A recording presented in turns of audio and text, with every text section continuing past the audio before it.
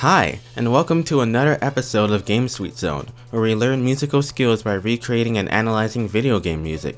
Now that we've finally reached the second season, let's cover Great Turquoise Zone from Sonic the Hedgehog Triple Trouble. It's an 8-bit theme composed by Yayoi Wachi in 1994. Ready yet, Sherry?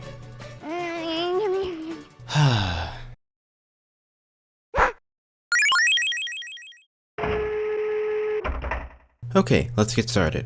By the way, you can actually follow anything done in this video if you download the free FL Studio 12 demo. However, I wouldn't recommend trying to perfectly replicate all of the notes I placed. It can get pretty tedious.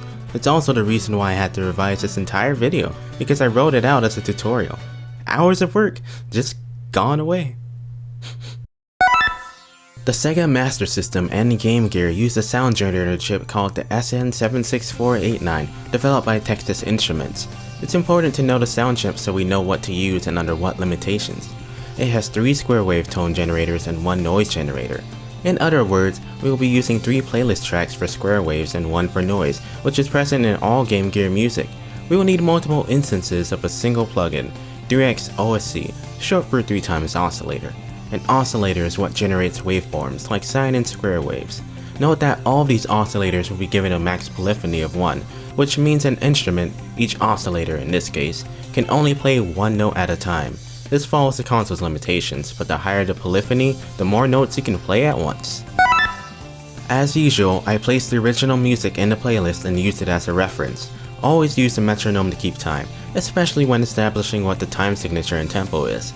The time signature is 4/4 and our tempo is 141.500. We want only 1 waveform per oscillator. As stated before, we'll be working with square waves for our sound, so we're going to start out by just laying down some notes. You're not really up for this episode, are you? Hey, I'll play with you some other time!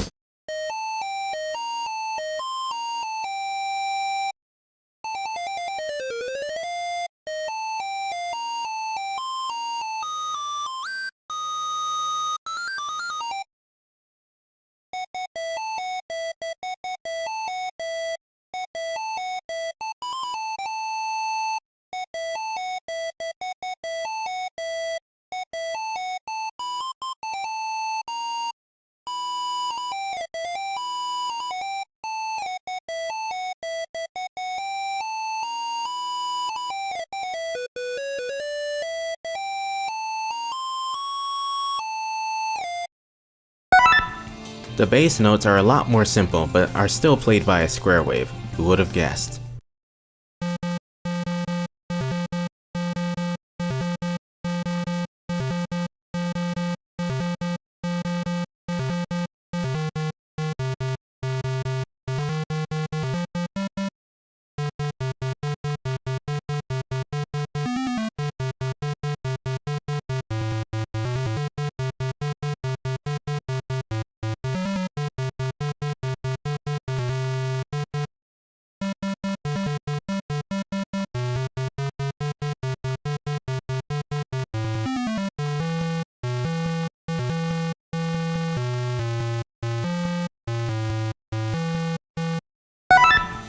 These notes are a bit trickier. Their lengths can vary a bit. They're pretty complicated overall. Wow, that's not very supporting, but it's fine. It's fine!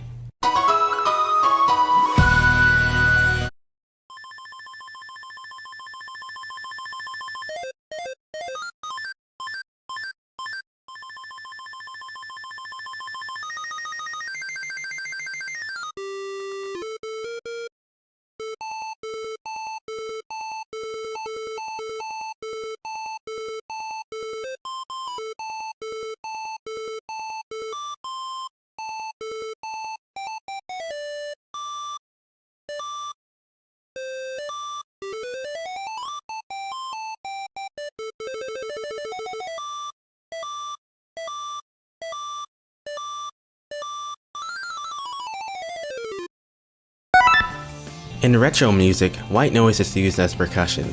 So how does that work when it just sounds like this? As you may or may not already know, frequency refers to how many wave cycles occur in a second. Therefore, the more cycles per second there are, the higher the pitch the sound is.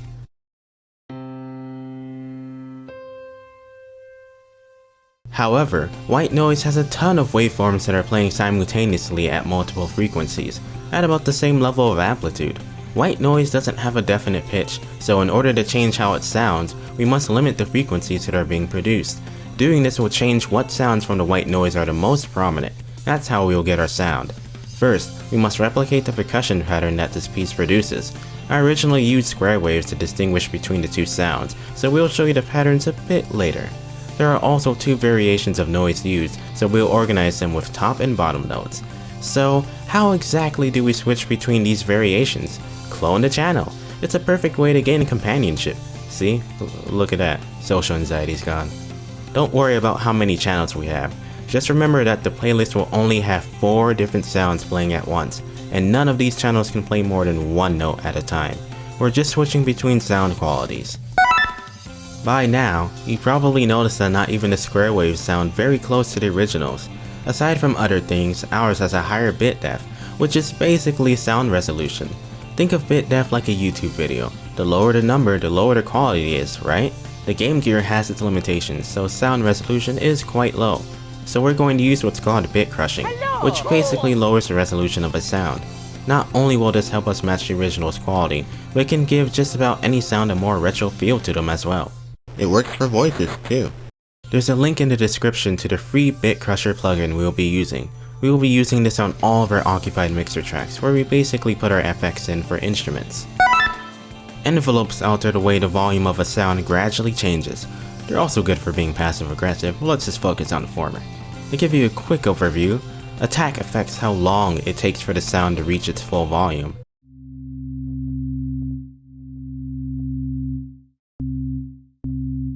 Decay affects the time it takes to go from full volume to sustain.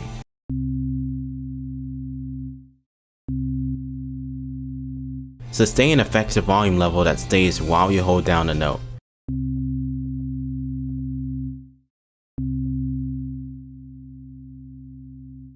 And release affects how long it takes to go from the sustain level to total silence once you let go of the note.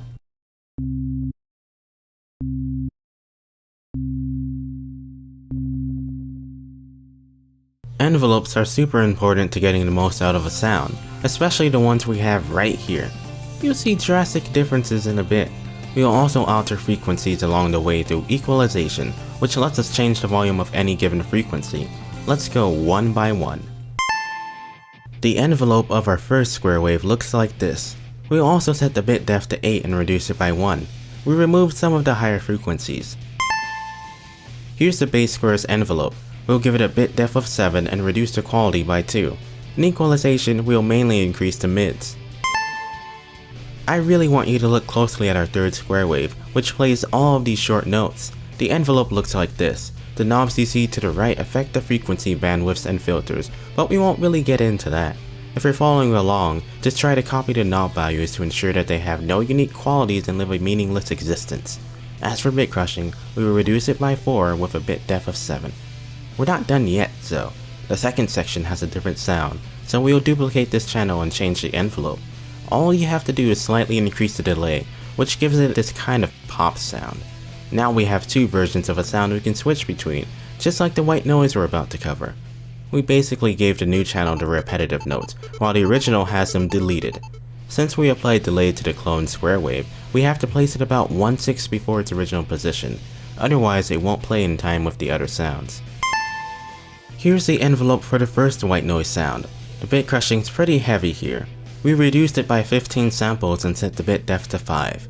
Finally, we fine-tuned its frequency settings like this. Now here's the envelope for the second sound. The bit depth is 4 and we reduced it by 20 samples. Apply a little smoothing, smooth it out real nice. Just 8%, just a little.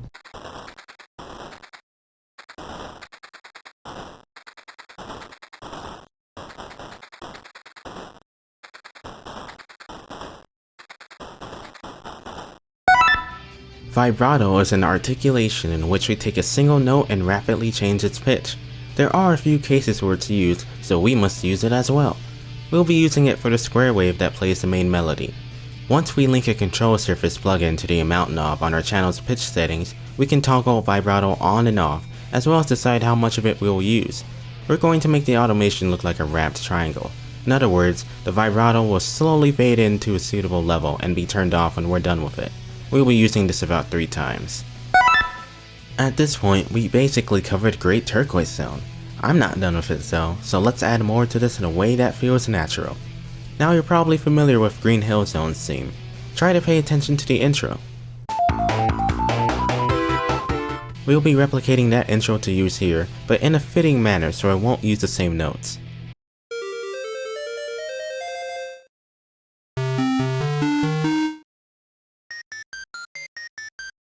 Now, listen to the level clear theme from Sonic the Hedgehog Triple Trouble. Remember, it's on the Game Gear so we can use the same sounds to replicate that. We'll use this at the end of the music. This ending pattern is split between the 3 square wave channels. The bass square gets the first note as well as the lowest note of the chord.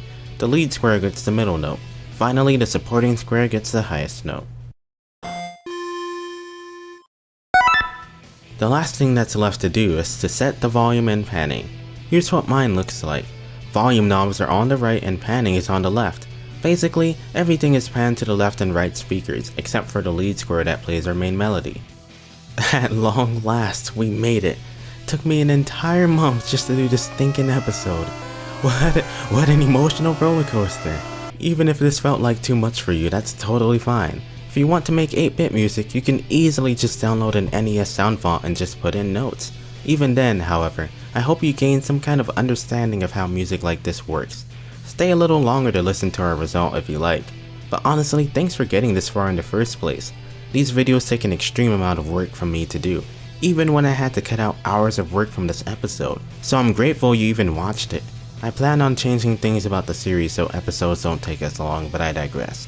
Thanks for watching and we'll see you in another year or 2.